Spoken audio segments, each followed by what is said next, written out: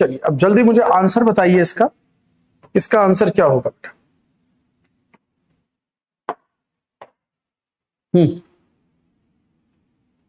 Good evening, good evening, good evening. बताइए पहले का ABCD क्या आंसर होगा, बताइए बेटा।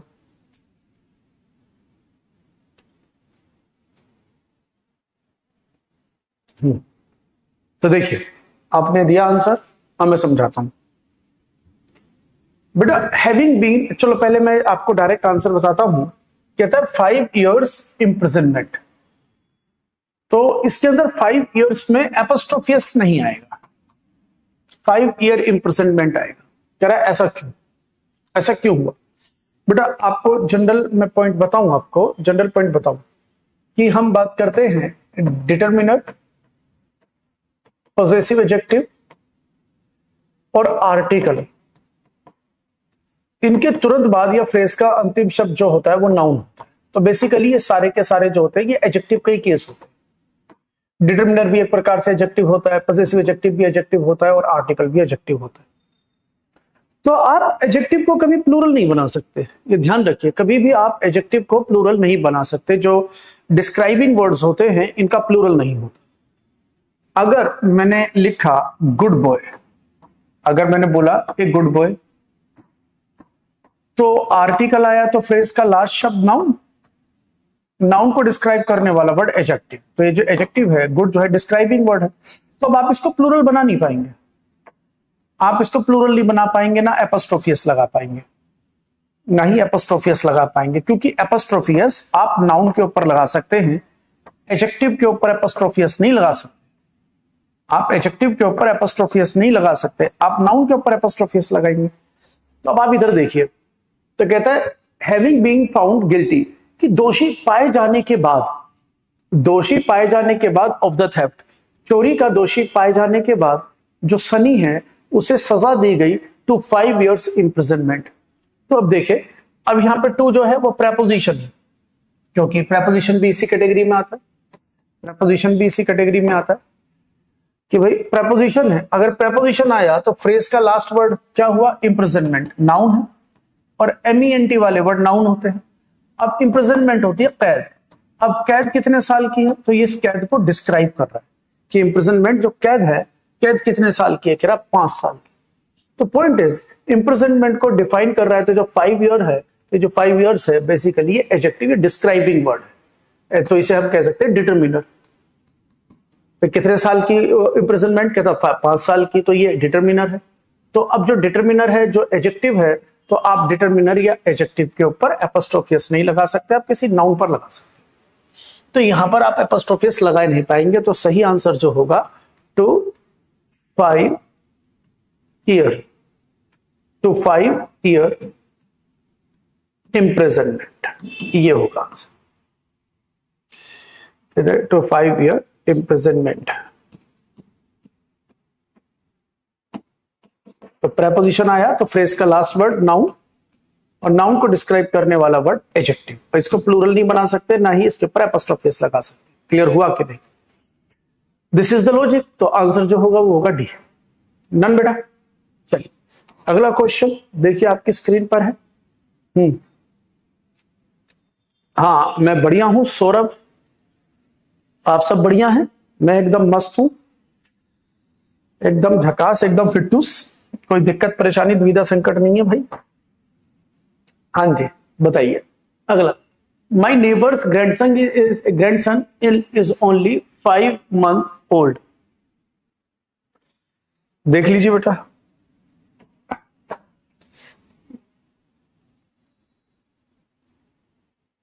बताइए बताइए आंसर बताइए।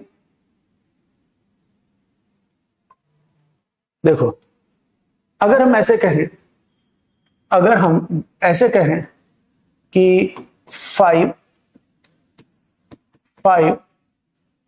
months ओल्ड चाइल्ड, कहता है 5 months ओल्ड चाइल्ड। तो ये जो हमारा चाइल्ड है, ये जो हमारा चाइल्ड है, ध्यान देना बेटा, ये जो हमारा चाइल्ड है, अगर मैं इसको डिफाइन करूं तो जो हमारा 5 मंथ्स है, तो यहां पर हम 5 बोल रहे हैं, तो ये हमारा 5 डिटर्मिनर है। और अगर ये डिटर्मिनर है तो फ्रेज का अंतिम शब्द नाउन है।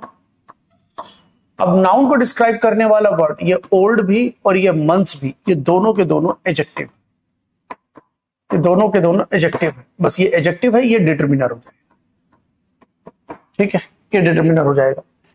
तो अब पॉइंट यही आता है कि अगर ये डिटर्मिनर है, अगर ये एडजेक्टिव है, तो आप एडजेक्टिव को प्लूरल नहीं कर सकते, तो आप मंथ्स नहीं कर पाएंगे। इस कंडीशन में आप मंथ्स नहीं कर पाएंगे। ठीक है, लेकिन अगर मैं यहां से चाइल्ड हटा दूं, मैं बोल दूं, किसी बच्चे की बात बोल रहा हूं कि इट इज 5 मंथ ओल्ड, तो ओल्ड तो एडजेक्टिव है, जो कि इस इट मतलब बच्चे को डिस्क्राइब कर रहा है, ये तो एडजेक्टिव है, इसकी कहानी खत्म। अब मैं जो बोल रहा हूं 5, तो 5 डिटर्मिनर है, और डिटर्मिनर बिना नाउन के नहीं आएगा। यहां जो 5 था, ये डिटर्मिनर आया, तो डिटर्मिनर आया तो फ्रेज का अंतिम शब्द नाउन। लेकिन अब फ्रेज का अंतिम शब्द जो है वो है मंथ, तो अब मंथ जो है वो नाउन है। अब मंथ नाउन है, यहां पर मंथ एडजेक्टिव है, तो एस और एस नहीं लगा सकते आप, तो आपको एस हटाना पड़ेगा कि भैया 5 मंथ ओल्ड चाइल्ड, तो यहां पर आपको लिखना पड़ेगा मंथ, 5 मंथ ओल्ड चाइल्ड, क्योंकि आप इस चाइल्ड को डिस्क्राइब कर रहे हैं 5 मंथ्स का बोलकर। तो अब आप इसको डिस्क्राइब कर रहे हो, तो ये हमारा एडजेक्टिव हो गया। और अगर ये एडजेक्टिव है, डिस्क्राइबिंग वर्ड है, इसे प्लूरल नहीं कर सकते। लेकिन यहां पर ये डिस्क्राइबिंग वर्ड नहीं है, यहां पर ये नाउन है, और 5 है तो 5 महीने होंगे, तो यहां एस लगेगा। तो देखो यहां से एस, यहां पर एस लगाए, यहां से एस हट गया, क्योंकि यहां पे मंथ एडजेक्टिव है, यहां पे मंथ नाउन है। क्लियर हुआ? तो यही केस यहां पर है। अगर ये बात समझ में आ गई है तो बेटा यही केस यहां पर है कि the my neighbours grandson is only 5 month old, तो बेटा 5 के बाद वो मंथ बोल रहे, तो यहां पर अगर डिटर्मिनर आया तो ये फिर प्लूरल हो जाएगा ना भाई, समझे? अब देखो फिर समझो, मैं बोलता हूं आई हैव, मैंने बोला आई हैव ए बुक, मेरे पास एक बुक है। अब क्या क्या कहते हैं, चलो मैं ऐसे बताऊं, आई हैव 2 बुक्स, चलिए आई हैव 2 बुक्स हो गया। अब अगर मैं ऐसे बोलूं आई हैव 2 बुक्स, मैं लिख देता हूं आई हैव 2 बुक्स।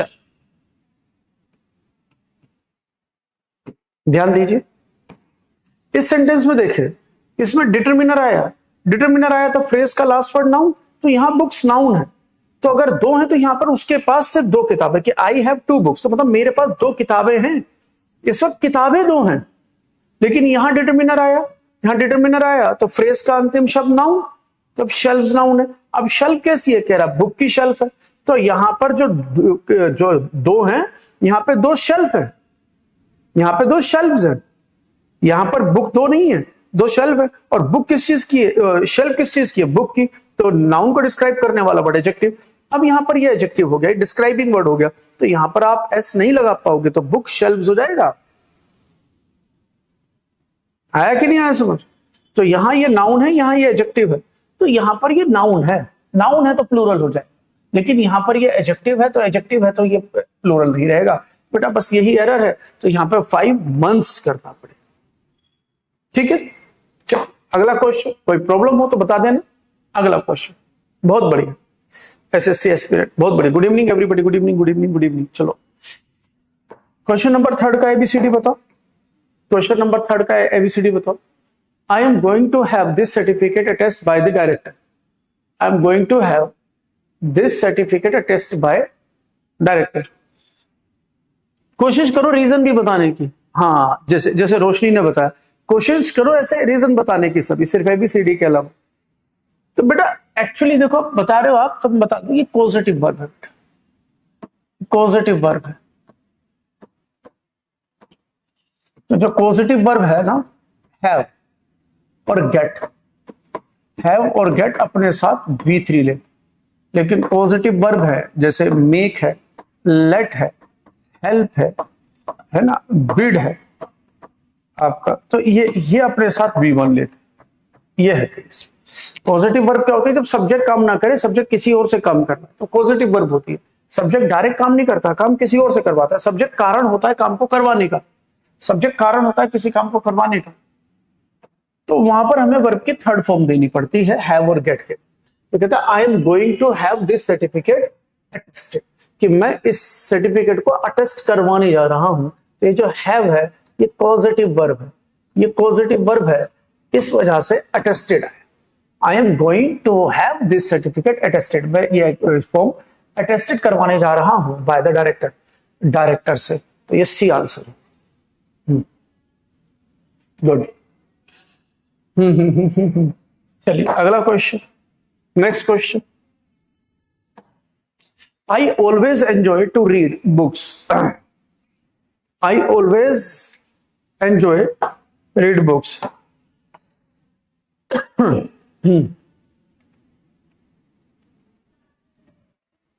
बताइए बेटा,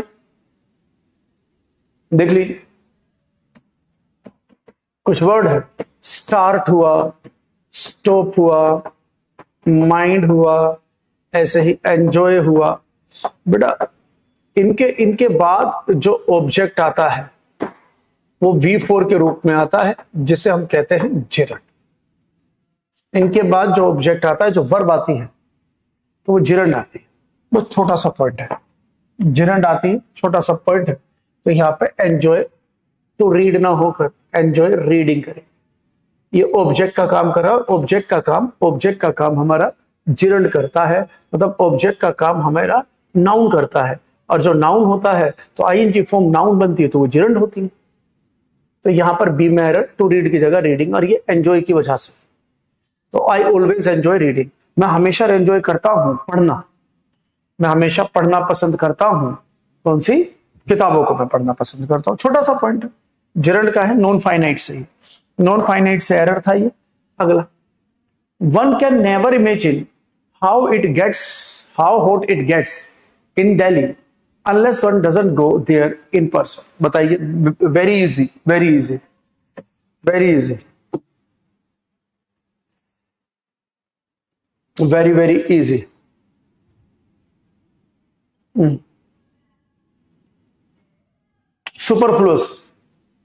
सुपरफ्लूस, ये जो अनलेस है, अनलेस के अंदर ऑलरेडी नोट है, तो आप डजंट नहीं लगा पाएंगे ना, तो फिर यहां गोज हो जाएगा। बेटा अनलेस जो वर्ड है इफ प्लस नोट से जुड़कर बना, equal to unless, equal to unless, if plus not equal to unless. तो ये सेमी नेगेटिव वर्ड है। जब अनलेस आ गया, तो सबऑर्डिनेट क्लॉज में नोट नहीं लगाएंगे। तो मैं डजंट हटाऊंगा तो वन सिंगुलर सब्जेक्ट के अकॉर्डिंग सिंगुलर वर्ब गोज हो जाएगा। तो यहां पर एरर जो होगा, डजंट हटाकर गोज लिखना है। तो यहां पर हमें डजंट गो हटाकर गोज लिखना है, आंसर मिल जाएगा। तो कहता है वन कैन नेवर इमेजिन, कोई इमेजिन ही नहीं कर सकता, how hot it gets in Delhi, Delhi में कितनी गर्मी हो जाती है। कोई इमेजिन नहीं कर सकता कि दिल्ली में कितनी गर्मी हो जाती है, unless one goes there in person, जबकि वहां पर खुद जाकर ना देखे कि वाकई दिल्ली में कितनी गर्मी पड़ती है। तो क्या है, 2022 का क्वेश्चन है। ठीक है, तो आंसर बी, इसका आंसर बी। तो ये कहां से आया, सुपरफ्लुअसनेस के एरर से आया, या कह सकते हैं कंजंक्शन एरर भी कह सकते हैं, क्योंकि अनलेस कंजंक्शन है उससे पता चला। ठीक है, चलिए अगला क्वेश्चन, अगला क्वेश्चन आपकी स्क्रीन पर, रिप्लाई कीजिए।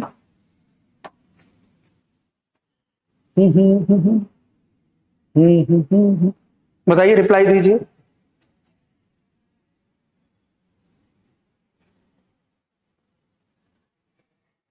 बोलो बेटा। देखो सर मेरे चैट ऑप्शन शो नहीं हो रहा, थोड़ा इश्यू है तो आंसर लेट। हाँ कोशिश कर लो बेटा, कोशिश कर लो, ठीक, कोशिश कर लो। We stayed in Jim's flat during he was on holiday. देखो अब ध्यान से देखना बेटा, ड्यूरिंग जो होता है ना, इसकी हिंदी होती है के दौरान, पर बेसिकली ये प्रेपोजिशन है। और ये प्रेपोजिशन कौन सा है, ये प्रेपोजिशन है टाइम का। ड्यूरिंग जो प्रेपोजिशन है वो टाइम का प्रेपोजिशन, जो टाइम को डिनोट करता है। ठीक है, तो during he was on holiday, holiday के दौरान, तो हाँ भाई ये हो सकता है कि ये हाँ टाइम को बता रहा है। लेकिन एक वर्ड है हमारा व्हेन, ये हमारा कंजंक्शन होता है। और ये भी टाइम को बताता है, ये दोनों ही टाइम को बताता है। ये जो कंजंक्शन है ये टाइम को डिनोट करने वाला, ये टाइम क्लोज को बताता है। ये हमारा प्रेपोजिशन ये टाइम को बताने वाला प्रेपोजिशन है। तो आप जरा ध्यान दो, जरूरत किस चीज की, बताना टाइम को ही है, लेकिन यहां पर उसने ड्यूरिंग लगाया। अगर उसने यहां ड्यूरिंग लगाया तो देखो we stayed in Jim's flat, तो एक क्लॉज तो ये रहा, और ही वॉज ऑन हॉलीडे, एक क्लॉज ये रहा। तो अगर हमारे पास दो क्लॉज आ गए तो दो क्लॉज जोड़ने के लिए आप प्रेपोजिशन तो दे नहीं पाएंगे ना। दो क्लॉज जोड़ने के लिए प्रेपोजिशन तो आप दे नहीं पाओगे ना बेटा। दो क्लॉज को जोड़ने के लिए आपको कंजंक्शन देना पड़ेगा। तो आप व्हेन, अरे समझ, हाँ ऐसे हो सकता था, ऐसे हो सकता था ड्यूरिंग हॉलीडेज। अगर ड्यूरिंग हॉलीडेज ऐसे होता तो सेंटेंस ठीक हो जाता, क्योंकि हॉलीडेज नाउन है और ड्यूरिंग प्रेपोजिशन है। तो आप प्रेपोजिशन के बाद नाउन लिखोगे, आप ऐसे नहीं कह पाओगे आप व्हेन हॉलीडेज, आप व्हेन हॉलीडेज नहीं कह पाओगे, क्योंकि व्हेन कभी प्रेपोजिशन होता ही नहीं। तो ये कंजंक्शन है, तो फिर इसको सब्जेक्ट के साथ वर्ब भी चाहिए, तो फिर ये गलत हो जाएगा, ये सही। क्लियर हुआ कि नहीं? तो ड्यूरिंग की जगह व्हेन हो जाएगा। तो यहां पर ड्यूरिंग की जगह यूज कीजिए when. Now let me know clear हुआ कि नहीं। ठीक है, समझ में नहीं आया तो बताना, बाकी आंसर आप देते रहो, क्वेश्चंस दे रहा हूं, आंसर आप देते रहो। ठीक है, चलिए अगला देखें। नेक्स्ट क्वेश्चन बताइए।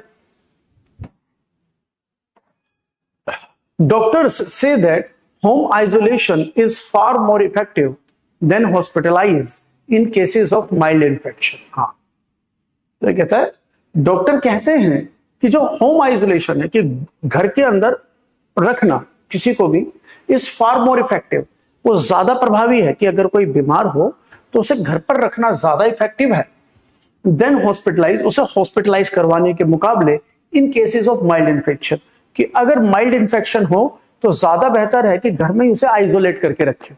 ये ज्यादा सही है हॉस्पिटलाइज करवाने के मुकाबले। मीनिंग क्लियर है?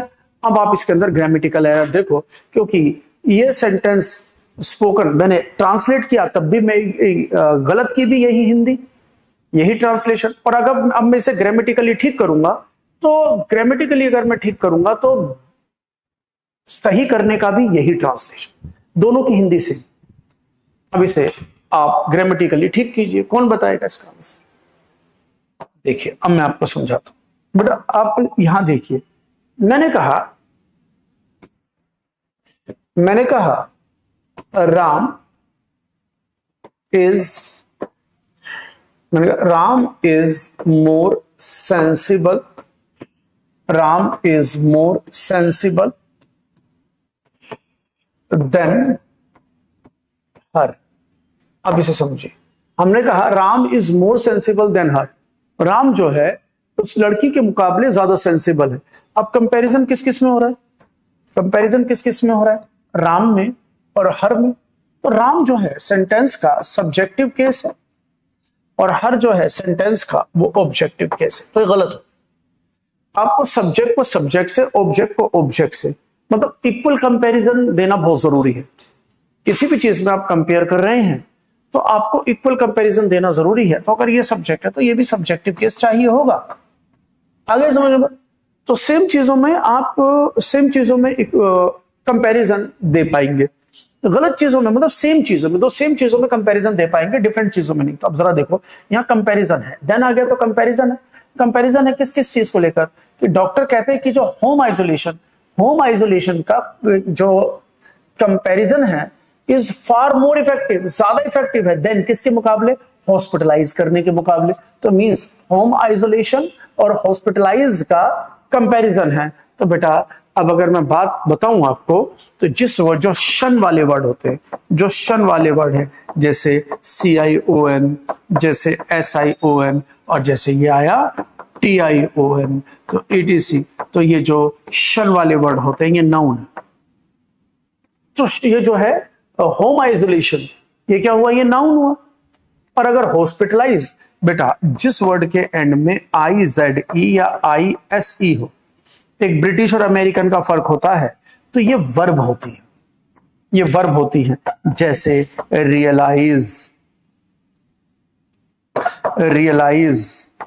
है ना, जैसे हम बात करें रिकॉग्नाइज, रियलाइज, हम बात करें रिकॉग्नाइज, ईटीसी। तो ये जो IZE वाले वर्ड होते हैं ये वर्ब होते हैं। तो भाई यहां पर अब जो मैं बात कर रहा हूं तो आइसोलेशन तो नाउन हुआ और हॉस्पिटलाइज वर्ब हुआ। तो आप किसी नाउन का किसी वर्ब से कंपैरिजन कैसे कर सकते हो? तो या तो दोनों को वर्ब बना दो या दोनों को नाउन।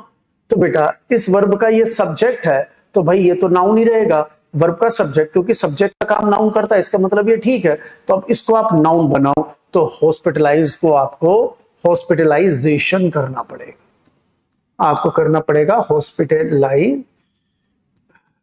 हॉस्पिटलाइजेशन। तो आपको इसे नाउन को नाउन से कंपेयर करने के लिए हॉस्पिटलाइजेशन नाउन बनाना पड़ेगा। अब बताओ समझ में आया कि नहीं आया? यहां पे हॉस्पिटलाइज की जगह हॉस्पिटलाइजेशन होगा। 2023 में आया हुआ है, 2023 में आया हुआ क्वेश्चन है। ठीक है बेटा, चलिए अगला क्वेश्चन आपकी स्क्रीन पर, अगला क्वेश्चन आपकी स्क्रीन पर। तो ये जो क्वेश्चन था बेसिकली एडजेक्टिव और नाउन का मिश्रण था, क्योंकि कंपेयर कर रहे थे तो एडजेक्टिव से कर रहे थे फार मोर इफेक्टिव, लेकिन कंपैरिजन हो रहा था तो नाउन में। तो ये एडजेक्टिव का भी एरर है, ये नाउन का भी एरर है, दोनों को मिक्सअप एरर। हाँ जी, my sister has read pages after pages, बहुत इजी, वेरी इजी। किसी प्रेपोजिशन के आगे पीछे सेम नाउन आ जाए, किसी प्रेपोजिशन के आगे पीछे सेम नाउन, कि जो नाउन इधर है, जो नाउन इधर है वही नाउन इधर आ जाए, सेम नाउन। तो यहां पर इस कंडीशन में दो नियम लग जाते हैं, इस कंडीशन में दो नियम लग जाते हैं।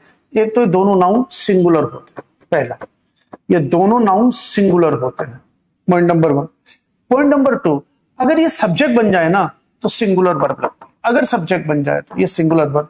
सब्जेक्ट ना बने, अगर ये सब्जेक्ट नाउन बने तो दोनों नाउन सिंगुलर होंगे, ये सिंगुलर नाउन और singular verb.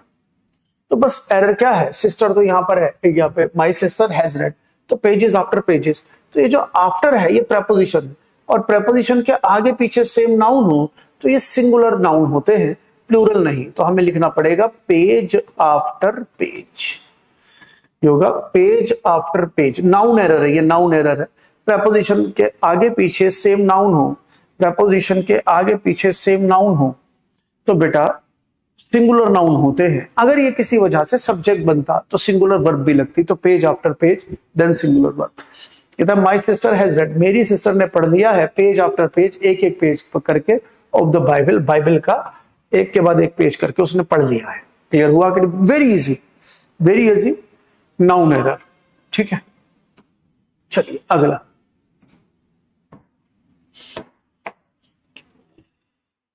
Praveen is so good a batsman that he would be certainly included in the team. हाँ जी, हाँ जी, हाँ जी, हाँ जी, बताओ, बताइए बताइए बताइए, एरर बताओ सभी, सभी एरर बताओ, बताओ बताओ बताओ बताओ। Everyone do it fast, do it fast, do it fast. Send the answers, everyone send the answers.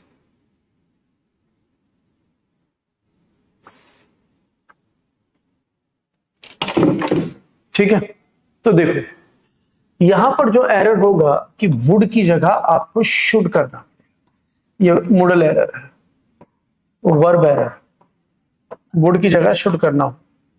पता है क्यों? शुड की जगह मस्ट भी कर सकते हैं, क्योंकि जैसे सर्टेनली का सेंस है तो आप मस्ट भी कह सकते, मस्ट भी कह सकते हो, क्योंकि एम्फेसाइज करेगा तो मस्ट। नॉर्मल बोल रहे हो तो शुड। कि Praveen is so good a batsman, Praveen इतना अच्छा बैट्समैन है कि he should be certainly included, उसे सर्टेनली इंक्लूड हो जाना चाहिए इन द टीम, टीम के अंदर। तो यहां पर एक पॉइंट ये कहना चाहता है कि यहां पर एक एडवाइस का सेंस है, क्योंकि उसे ऐसा नजर आ रहा है, उसे ऐसा नजर आ रहा है कि ऐसा हो जाएगा, क्योंकि वो क्या है, उसके अंदर वो गुण है, क्योंकि वो बैट्समैन के रूप में बहुत अच्छा खेल रहा है, तो उसे टीम में सिलेक्ट हो ही जाना चाहिए। तो यहां पे अगर सर्टेनली बोल रहा है तो आप मस्ट का सेंस ले सकते हैं, बाकी शुड गलत नहीं है, तो शुड या मस्ट दोनों में से कोई भी एक यूज कर लो। वुड हो नहीं पाएगा, क्योंकि फ्यूचर के लिए ये हाइपोथेटिकल सिचुएशन नहीं बता रहा है, ये एक एडवाइस के तौर पर ले रहा है, क्योंकि उसे ऐसा नजर आ रहा है। क्लियर हो बेटा? चलिए बनाइए अगला क्वेश्चन।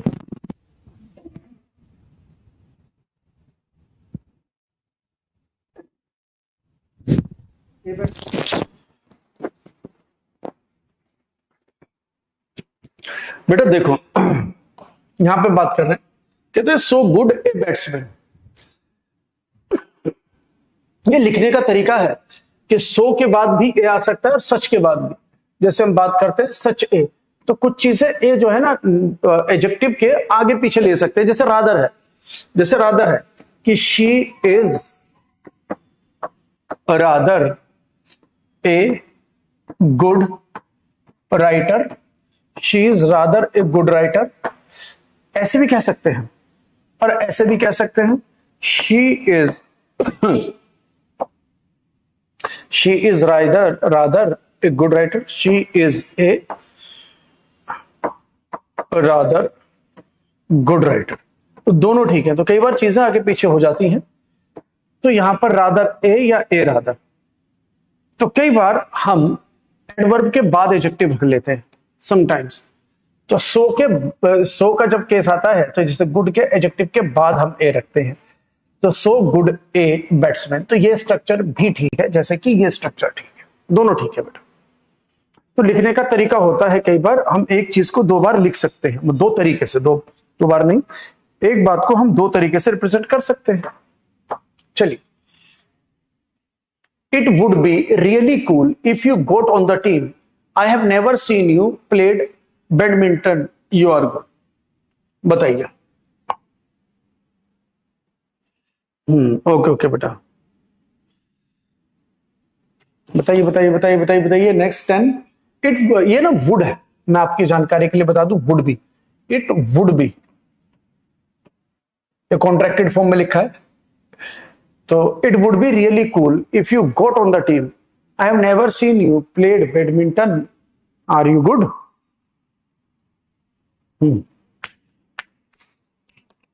तो जरा देखिए, अब यहां पर एक बात समझिए, पहले तो मीनिंग देख लेते हैं। इट वुड बी, तो वुड प्लस V1 और V2, ये इम्प्रोबेबल कंडीशन है। इम्प्रोबेबल कंडीशन कि फ्यूचर के लिए ऐसी कंडीशन बता रहा है जो उसने या प्रेजेंट किया फ्यूचर की इमेजिनेशन। कहता है it would be really cool if you got on the team, यार बहुत अच्छा होता अगर तुम्हारी टीम में होते, ये बहुत अच्छा होता कि तुम्हारी टीम में होते। आई have never seen you played badminton, कि मैंने तुम्हें कभी बैडमिंटन खेलते हुए देखा ही नहीं। क्या तुम के बैडमिंटन में अच्छे हो? मैंने कभी खेलते हुए नहीं देखा। तो कह रहा कभी खेलते हुए नहीं देखा। तो यहां पर आप जो कहना चाहते हैं तो प्लेड नहीं प्लेइंग होगा। मैंने कभी तुम्हें प्लेइंग खेलते हुए नहीं देखा। तो अब या तो आप यहां पे प्लेइंग भी कर सकते हो और आप प्ले भी कर सकते हो, दोनों ठीक है, लेकिन प्लेइंग एप्रोप्रिएट ज्यादा है, प्ले गलत नहीं है। अब ये हुआ कैसे? जैसे मैंने एक सेंटेंस लिखा कि मैंने कहा आई सो विराट कोहली, आई saw Virat Kohli playing cricket. अब ध्यान से सुनना, आई saw Virat Kohli playing cricket. अब इस बात को मैंने बार बार आपको एक बात बताता हूं, एक बात को एक नहीं, एक बात को दो तरीके से कहा जा सकता है आसानी से, दो तरीके से, तीन तरीके से। इसी को कहते हैं ट्रांसफॉर्मेशन या इसी को कहते हैं एम्बिगुइटी। तो मैं इसको ट्रांसफॉर्म करता हूं, तो अगर मैं ट्रांसफॉर्म करता हूं तो मैं कैसे कर पाऊंगा? मैं क्या कह पाऊंगा कि आई saw Virat Kohli, I saw Virat Kohli.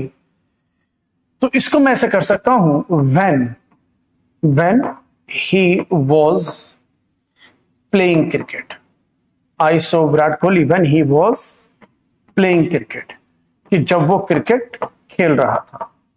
I saw Virat Kohli when he was playing cricket. क्या एक ही बात है कि नहीं? कि मैंने देखा था विराट कोहली को प्लेइंग क्रिकेट खेलते हुए, तो मैंने देखा था विराट कोहली को when he was playing cricket. बात तो एक ही है, बस हमने क्या करा, हमने यहां से व्हेन ही वाज हटा दिया, हमने व्हेन ही वाज हटा दिया। यहां से ज्यादा क्लैरिटी मिल रही है, यहां से नहीं मिल रही है। तो अब अगर मैंने ऐसे लिखा when he was playing cricket, तो मैं यहां पर प्लेड थोड़ी लगा पाऊंगा, मैं यहां पर प्लेड लगा ही नहीं पाऊंगा। तो ये कोई लॉजिक ही नहीं है, ठीक है ना। तो मैं यहां पर या तो प्लेइंग कर सकता हूं या प्ले भी कर सकता हूं, बस मैं प्ले कर सकता हूं, इन दोनों में फर्क है। अगर मैंने प्लेइंग कहा तो इसका मतलब है, देखो प्लेइंग का मतलब है कि विराट कोहली ने अगर 10 ओवर मैच खेला, ध्यान से सुनना, विराट कोहली ने अगर 10 ओवर मैच खेला तो यहां से पहला ओवर और यहां से 10वां ओवर। तो अगर वो कहता है कि मैंने विराट कोहली को मैच खेलते हुए देखा, इसका अर्थ यह हो जाएगा कि मैंने बीच के क्या कहते हैं 2-3 ओवर देख लिए थे, शुरू के या आखिर के 2-3 ओवर देख लिए थे, पूरा नहीं देखा, बस मैंने उसे जब मैंने देखा था तो उस समय वो खेल रहा था, जिस समय मैंने देखा तो वो खेल रहा था, तो यहां कंटिन्यूटी को बता रहा है, इसलिए आईएनजी। लेकिन अगर मैं प्ले बोलता हूं तो प्ले का अर्थ हो जाता है कंप्लीट मैच। प्ले का अर्थ है कंप्लीट, कि भाई मैंने उसकी पहली बॉल देखी थी, जो उसने पहली बॉल खेली थी, और मैंने उसे तब तक देखा जब तक उसने आखिरी बॉल नहीं खेल रही। तो मैंने विराट कोहली को मैच खेलते हुए देखा, पूरा मैच खेलते हुए देखा, तो आप प्ले लगाओ।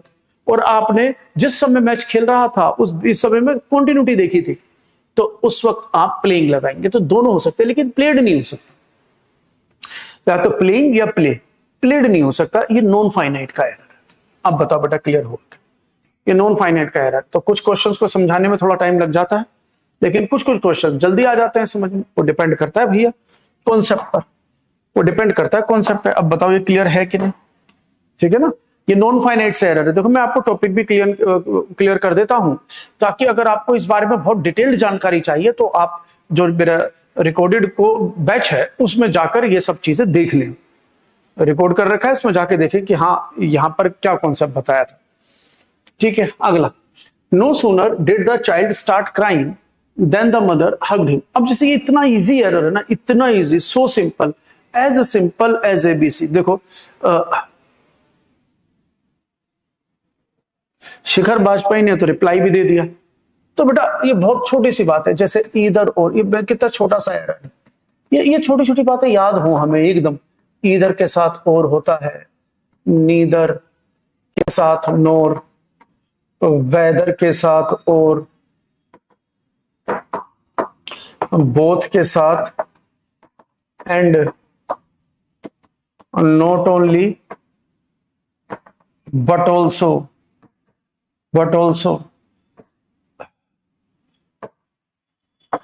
कहता फ्रॉम के साथ टू होता है, और बिटवीन के साथ एंड होता है, हार्डली और स्केर्सली के साथ व्हेन होता है, और इसी प्रकार से नो सूनर के साथ देन होता है, THAN, नो सूनर के साथ देन होता है। तो चीजें फिक्स है, तो कुछ चीजें फिक्स है। तो बेटा नो सूनर आया जिसका मतलब होता है जैसे ही, तो THEN वाला देन नहीं, THAN वाला देन। तो कहता है no sooner did the child start crying, जैसे ही बच्चे ने रोना शुरू किया, then the mother hugged him, तभी माँ ने उसे गले लगा दिया। और नो सूनर शुरू में आता है तो ये एडवर्ब है, और एडवर्ब शुरू में आता है तो हम वर्ब पहले, हेल्पिंग वर्ब पहले, सब्जेक्ट बाद में रख के इसे इन्वर्जन बना देते, मतलब इसके अंदर इन्वर्जन लगा देते। नो सूनर आया, इन्वर्जन नहीं होता तो एरर हो जाता, ये एरर हो जाता। तो बेटा यहां पर THAN की जगह AN आएगा। 2022 में आया हुआ क्वेश्चन है, Tier 1, बहुत इजी है, वेरी इजी। चलिए आगे लेते हैं। Prescription safety glasses provide the dash tailored protection for individuals with vision correction needs. अब बताओ, फाइनेस्ट, फाइनर, फाइन, मोर फाइनली, ABCD बताइए। बफरिंग हो रहा है, नेट का प्रॉब्लम हो रहा है। चलिए बताइए, जल्दी बताइए, आंसर दो बेटा, आंसर दीजिए एवरीवन आंसर इट। तो देखो जो इसका आंसर होगा वेरी इजी, क्योंकि अगर उसने आर्टिकल दे दिया ना बेटा, आर्टिकल दे दिया तो आर्टिकल सुपरलेटिव डिग्री के साथ ही आता है, आर्टिकल सुपरलेटिव डिग्री के साथ आता है। तो EST वाला वर्ड सुपरलेटिव डिग्री है, फाइनर कंपैरेटिव डिग्री है, फाइन पॉजिटिव डिग्री है, और जो फाइनली है ये एडवर्ब है, लेकिन मोर लगाकर एडवर्ब का ये भी कंपैरेटिव डिग्री है। तो एक कंपैरेटिव, कंपैरेटिव पॉजिटिव और सुपरलेटिव डिग्री के साथ द आता है, तो यहां पर फाइनेस्ट, यहां पर फाइनेस्ट हो जाएगा। Very easy. कहते हैं प्रिस्क्रिप्शन सेफ्टी ग्लासेस, जो प्रिस्क्रिप्शन सेफ्टी ग्लासेस होते हैं ना, वो देते हैं, क्या देते हैं? The finest tailored protection. वो सबसे ज्यादा फाइनेस्ट टेलर्ड प्रोटेक्शन देते हैं हर एक इंडिविजुअल को with vision correction needs, vision correction needs में, ठीक है। तो बहुत ज्यादा प्रोटेक्शन देते हैं, सबसे ज्यादा ये फाइनेस्ट टेलर्ड प्रोटेक्शन होती है। तो बेटा द की वजह से पता चला कि सुपरलेटिव डिग्री का इस्तेमाल किया जाएगा। इसे अब जो मैंने अभी बताया उसे आप आर्टिकल एरर भी कह सकते हैं, आर्टिकल की वजह से पता चला। सुपरलेटिव डिग्री एडजेक्टिव एरर भी कह सकते हो, दोनों हो सकते हैं। हाँ जी, अगला क्वेश्चन आपकी स्क्रीन पर बताइए। Next, by this time next year I will have graduated from college and starting my first job in the field of marketing. Starting my first job दिखाई नहीं दे रहा, क्या हो गया भाई? नेट का इश्यू आ रहा है क्या? एक मिनट में उसे फोन करूं, नेट का इश्यू आ रहा है तो।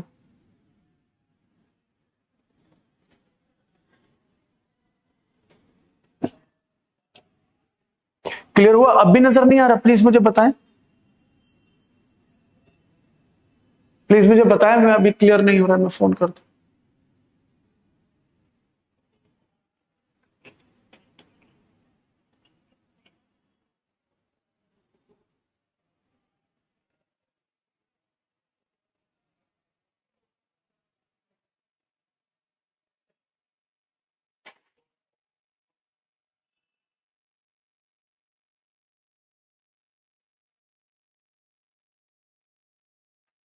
आ रहा है सब क्लियर है बेटा? एकदम क्लियर है कि नहीं? वैसे मैं एरर दूं, कहते मॉडल, मॉडल के बाद वर्ब की फर्स्ट फॉर्म आती है। तो अगर हम बात करें विल हैड, तो हैड तो थर्ड फॉर्म है, तो गलत है। तो क्या हो जाएगा? विल हैव, ये ठीक है। अगर विल हैव है तो ठीक है, तो हैड की जगह हैव होगा, हैड की जगह हैव होगा, हैड की जगह हैव होगा। By this time next year I will had, तो हैड की जगह हैव होगा, हैड की जगह हैव होगा।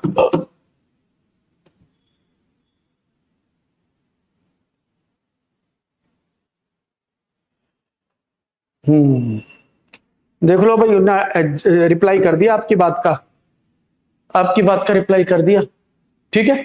चलिए देखो, अब हो गई होगी स्क्रीन ठीक। चलो अगला क्वेश्चन लो, अगला क्वेश्चन आपकी स्क्रीन पर। Rare species of frogs were very quicker identified by Stella. Rare species of frogs were very quicker identified by Stella.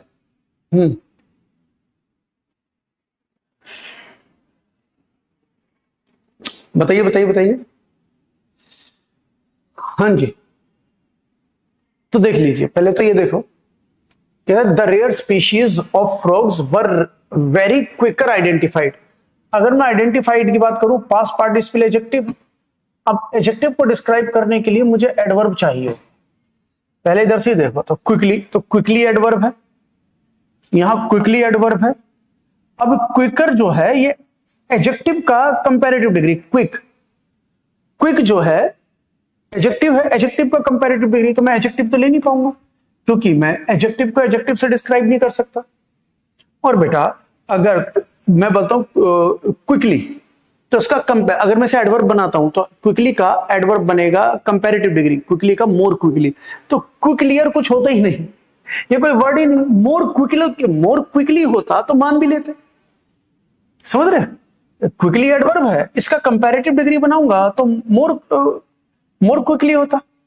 और वैसे भी कंपैरेटिव डिग्री के साथ वेरी नहीं आता, कंपैरेटिव डिग्री के साथ वेरी नहीं आता, कंपैरेटिव डिग्री के साथ मच आता है, जैसे वेरी गुड और मच बेटर। तो इसका मतलब है ये भी गलत है। तो अब यहां पर वेरी क्विकली ये दोनों ठीक है। अब ये दोनों तो ठीक है, यहां ठीक हो गया।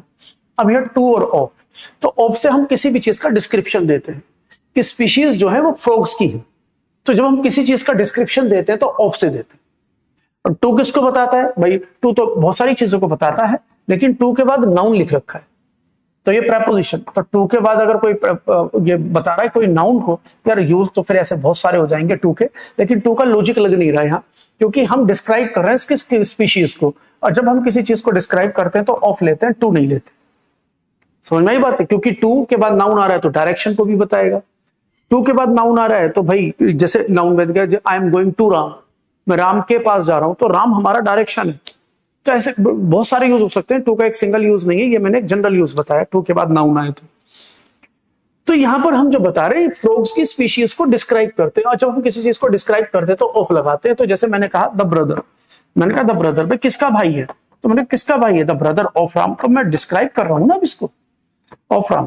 तो यहाँ ब्रदर को डिस्क्राइब कर रहा हूं, तो जब किसी चीज को डिस्क्राइब करते हैं तो ऑफ लगाते हैं। तो मैं स्पीशीज को डिस्क्राइब कर रहा हूं तो फ्रॉग्स की है, तो इसलिए यहां पर ऑफ लगेगा, टू नहीं लगेगा। क्लियर हुआ? हाँ, अच्छा, ये पढ़ा ही नहीं था। चलिए बेटा, तो आज के लिए क्लास इतनी रखते हैं, 14 क्वेश्चंस। ये देखो, एक मिनट रुको, एक क्वेश्चन और कर देते हैं, एक क्वेश्चन और कर लेते हैं, बड़ा इजी है, ठीक है, एक क्वेश्चन कर लेते हैं। बताइए, आंसर बताओ, आज के लिए लास्ट क्वेश्चन, आज के लिए लास्ट क्वेश्चन।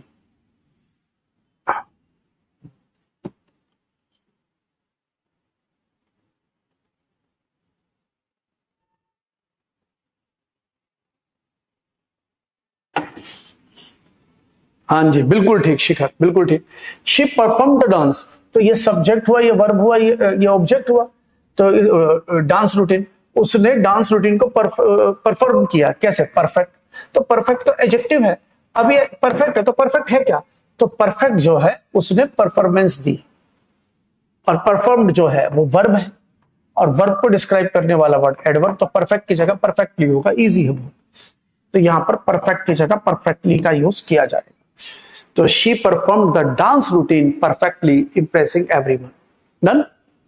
चलो आज की क्लास ओवर बेटा, thank you, see you, tata, bye bye. कल फिर मिलते हैं, same time same place on the same channel. Good night, sleep tight, जय हिंद, जय भारत।